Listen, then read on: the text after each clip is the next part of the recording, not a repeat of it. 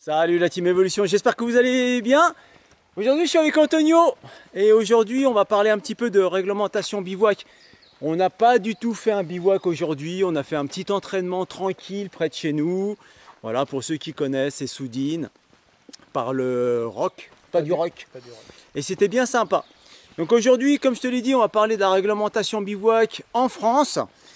C'est déjà bien assez compliqué en France, donc on ne va pas aller à l'étranger parce que chaque pays a sa réglementation, puis d'autres n'appliquent même aucune réglementation.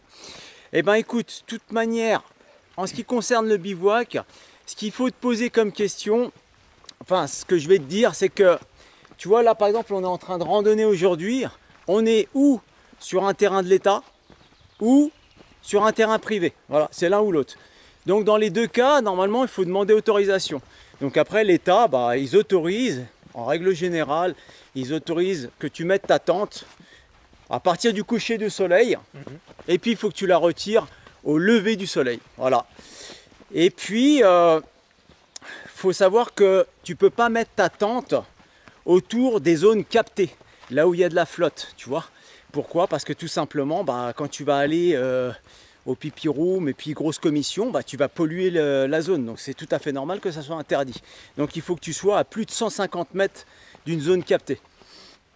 Ensuite, tu as aussi des zones qui sont interdites, comme par exemple les monuments historiques. Alors ici, nous, on a le plateau des Glières, on a le monument de la Résistance. Voilà, tu ne vas pas planter ta tente au pied du monument de la Résistance, ce qui est tout à fait normal.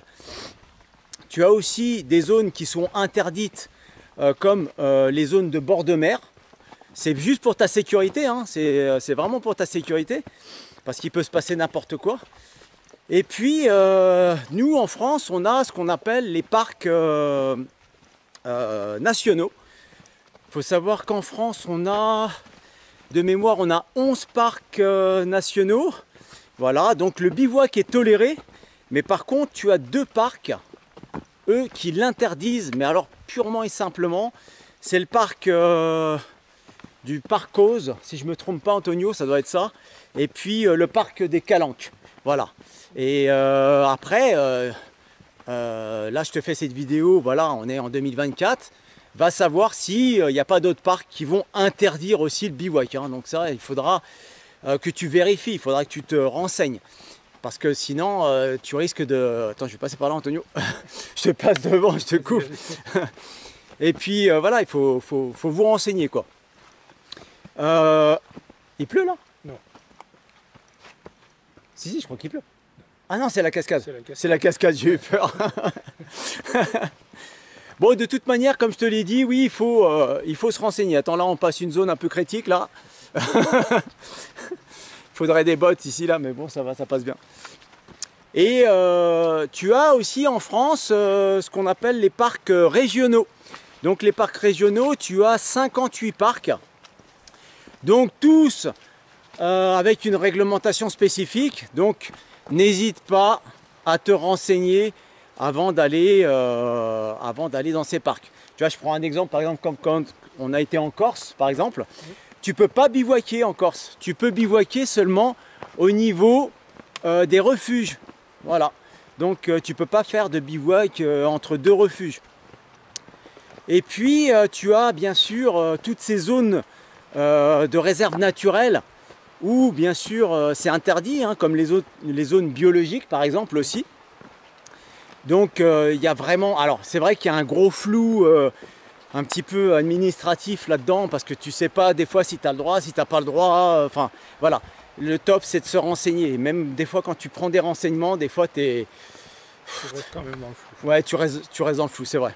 Ouais, ça nous est arrivé aussi, on a pris des renseignements, est-ce qu'on pouvait mettre la tente et tout ça. Voilà, c'est carrément le proprio qui est... Enfin le proprio d'une des maisons à côté, qui était dans le parc, qui nous a dit allez-y, mettez-vous dans mon jardin, au moins comme ça sera clair, vous risquez rien, quoi. Et puis... il faut savoir que, alors pourquoi il y a une réglementation en France? Tout simplement parce que des personnes qui respecteraient tout, ça se passerait bien, grosso modo, tu vois, qui récupèrent ses déchets quand tu t'en vas, qui laissent les lieux super sympas, tu vois, regarde, je te fais voir juste un truc super cool, tu vois, tu as une rivière juste à côté là, voilà, elle est géniale quoi, Donc la trouver toujours comme ça, propre, sans détritus, ça serait quelque chose de normal. Mais malheureusement, il y a des personnes qui se comportent un peu mal en bivouac et qui laissent, tout leur détritus, et c'est pas cool quoi. Et voilà pourquoi on fait des réglementations. Voilà. Comparativement à des pays nordiques, comme en Scandinavie, en Norvège, etc. Où là tu vois que tu compares un Français et puis un Norvégien, on est moins discipliné quoi, entre guillemets. Là-haut c'est discipliné, tu vois, c'est respectueux et tout ça. Donc nous on l'est moins. Enfin, je parle d'une moyenne, hein, bien sûr. Après dans le milieu montagnard, nous on fait super gaffe parce que c'est notre terrain de jeu, et puis c'est la nature, c'est super beau, donc il faut se forcer. Enfin franchement, il faut faire l'effort de ramener vos déchets à chaque fois. Donc si tout le monde s'y met, il y aura moins de réglementation grosso modo. Mais la réglementation, des fois l'État, ils n'ont pas le choix, donc ils vont te pondre un règlement parce que ils en ont marre quoi. Des propriétaires, ils en ont marre aussi. Qu'est-ce qu'ils font? Ils coupent carrément le sentier. Ils disent non, vous passez plus chez moi.